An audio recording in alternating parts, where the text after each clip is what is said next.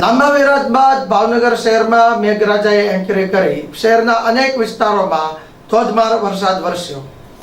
ચોમાસાની શરૂઆત બાદ ભાવનગર શહેરમાં છૂટો છવાયો વરસાદ જોવા મળ્યો છે.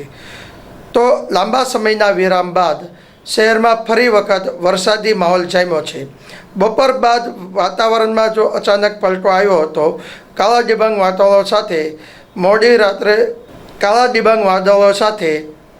સમી સાંજે શહેરમાં વીજળીના કડાકા ભડાકા સાથે ધોધમાર વરસાદ વરસ્યો છે. વાદળછાયા વાતાવરણ બાદ રાતે અચાનક વરસાદ પડતા જનજીવન ખોરવાયું હતું. વરસાદ પડવાની સાથે જ વાતાવરણમાં ઠંડક પ્રસરી છે. જોકે ઘણા લાંબા સમયથી વરસાદ નહીં વરસતા ગરમીનો પારો ઉચકાયો હતો, ત્યારે બપોર બાદ વરસાદ વરસતા લોકોમાં ઠંડી પ્રસરતા ખુશીનો માહોલ પણ જોવા મળ્યો છે.